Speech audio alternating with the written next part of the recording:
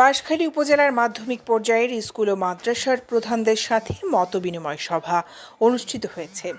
মঙ্গলবার 9 জুলাই বিকেলে উপজেলা নির্বাহী কর্মকর্তা জেসমিন আক্তারের সভাপতিত্বে এই সভা অনুষ্ঠিত হয়। সভায় প্রধান অতিথি ছিলেন সংসদ সদস্য আলহাজ মুজিবুর রহমান।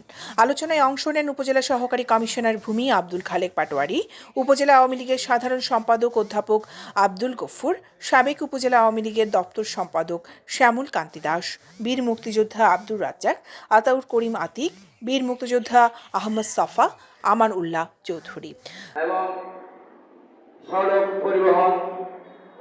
বাঁশখালী সরকারি বালিকা উচ্চ বিদ্যালয়ের শিক্ষক অঞ্জন চক্রবর্তী ও পালিগ্রাম হাকিমিয়া মাদ্রাসার সিনিয়র শিক্ষক আবু নোমানের যৌথ সঞ্চালনায় সভায় বক্তব্য রাখেন প্রধান শিক্ষক মনতোষ দাস, মোহাম্মদ ওমর ফারুক, কে এম মঈনুদ্দিন, রেজাউল করিম, সঞ্জিত কুমার বড়ুয়া, মোহাম্মদ হোসাইন, মোহাম্মদ ফেরদৌস আক্তার, মাওলানা মোহাম্মদ আবু তৈয়ব, মোহাম্মদ রফিকুল ইসলাম, সৈয়দ মোহাম্মদ জসিমউদ্দিন তৈয়বী, মোহাম্মদ ইসমাইল, মোহাম্মদ আব্দুল খালেক, মোহাম্মদ আবদুল্লাহ, মোহাম্মদ ইউনুস, মোহাম্মদ আক্তার হোসেন, মোহাম্মদ তৈয়ব, মোহাম্মদ ইসমাইল, মোহাম্মদ তৌহিদুল ইসলাম, মোশাররফ হোসেন, মোহাম্মদ রমিজ উদ্দিন। প্রধান অতিথির বক্তব্যে সাংসদ মুজিবুর রহমান বলেন, শিক্ষা প্রতিষ্ঠানের অবকাঠামো উন্নয়নের বিষয়ে আমি চেষ্টা করব, কিন্তু সঠিক পাঠদানে শিক্ষকদের আন্তরিক হতে হবে, যেহেতু সুশিক্ষা ব্যতীত উন্নত জাতি গঠন কোনোভাবেই সম্ভব নয়।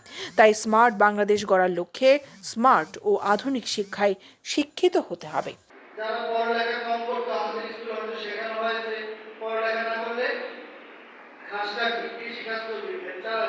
দৈনিক আজাদী নিউজ ডেস্ক।